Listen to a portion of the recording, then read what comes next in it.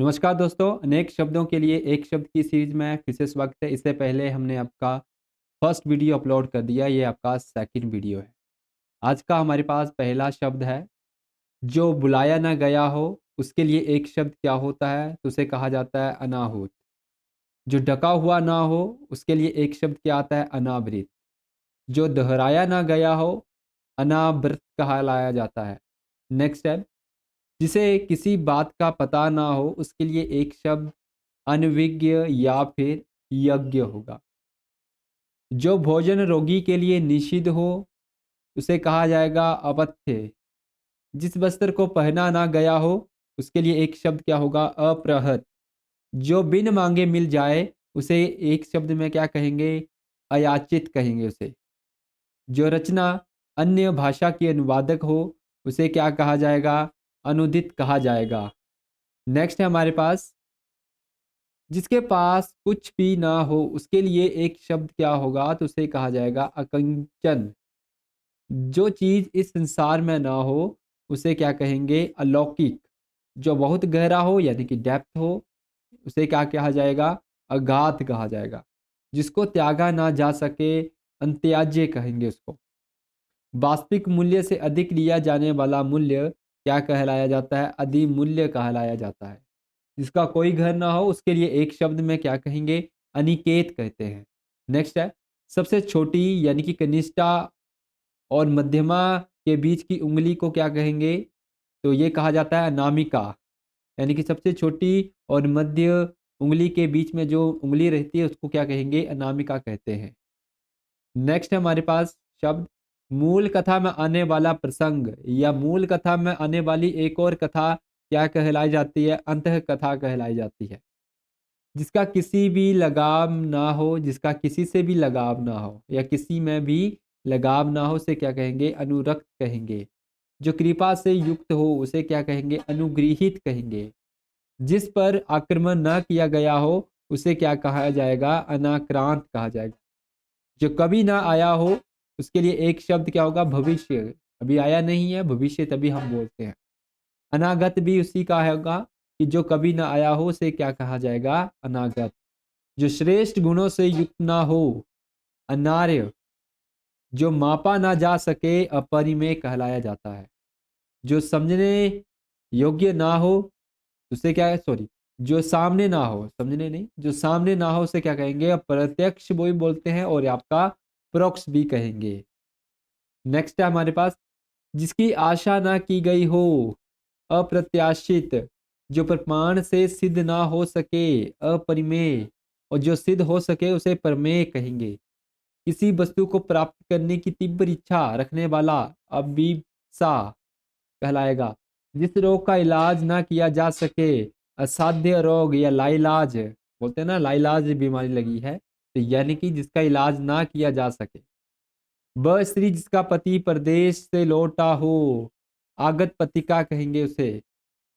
Next है हमारे पास, जिसकी बुझाए घुटनों तक लंबी हो, अजान बाहु। जो अपने ऊपर निर्भर हो, आत्मनिर्भर बोलेंगे या स्वावलंबी। व्यर्थ का प्रदर्शन, अंडम्बर। अपनी प्रशंसा स्वयं करने वाला, आत्मश्लाघी। शीघ्र प्रसन्न होने वाला, आशुतोष कहलाया जाता है। जो बहुत जल्दी प्रसन्न हो जाता है, उसे आशुतोष कहते हैं। प्रारंभ से लेकर अंत तक, आदोपांत। जो बहुत क्रूर व्यवहार करता हो, उसके लिए एक शब्द क्या होगा? आंतताई। जो गुण दोष का विवेचन करता हो, आलोचक, उसे क्या कहेंगे? आलोचक कहेंगे। नेक्स्ट है हमारे पास, जिस पर हमला किया गया हो, उसके लिए एक शब्द क्या होगा?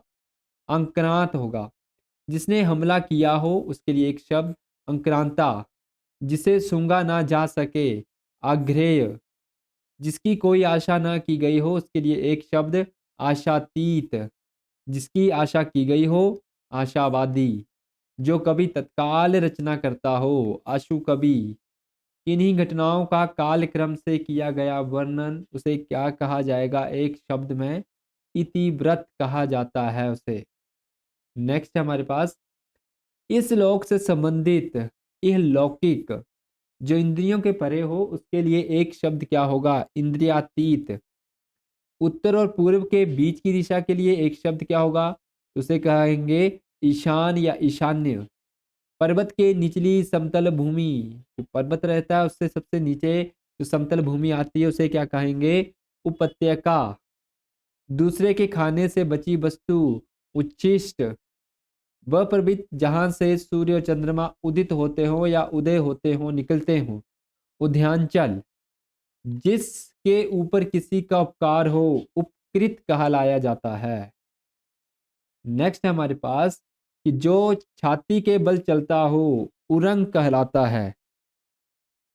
सूर्योदय की लालिमा, उषा कहलाती है।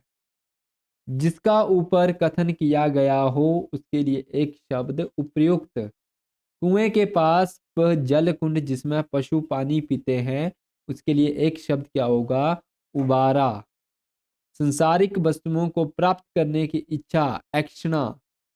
सांप बिच्छू के जहर या भूत प्रेत के भय को मंत्रों से झाड़ने वाला या मंत्रों से भगाने वाला, उसे क्या कहेंगे? औझा कहेंगे। एंड नेक्स्ट है हमारे पास कि दो व्यक्तियों के बीच परस्पर होने वाली बातचीत के लिए एक शब्द क्या होगा? तो उसे कहेंगे कथोपकथन। बर्तन बेचने वाला कसेरा। कर्म से तत्पर रहने वाला कर्मठ। जो बात पूर्व काल से लोगों में सुनकर प्रचलित हुई हो, किंवदंती या जनश्रुति के अनुसार बोलते हैं हम, या किंवदंती। जो पुरानी कथाएं रहती हैं उनको हम किंवदंती बोलेंगे या जनश्रुति बोलते हैं। जिसकी बुद्धि बहुत तेज हो उसे क्या कहा जाता है एक शब्द में? उसे कहा जाता है कुशाग्र बुद्धि। इस प्रकार से हमने आपके लगभग सेकंड वीडियो के अंदर भी 50 प्लस आपके अनेक शब्दों के लिए एक शब्द पढ़े हैं जो एग्जाम के पर्पज से इंपॉर्टेंट रहते हैं। इसकी पीडीएफ आपको व्हाट्सएप ग्रुप में मिल जाएगी। साथ में आप डिस्क्रिप्शन बॉक्स में इसका लिंक देख सकते हैं, वहां से भी इसे डाउनलोड कर सकते हैं। अगर वीडियो अच्छी लगी हो तो जरूर इसको लाइक कीजिएगा। अगर चैनल पे आप पहली बार हैं तो जरूर इसको सब्सक्राइब कीजिएगा। मिलते हैं आपको अगली वीडियो में, तब तक के लिए जय हिंद।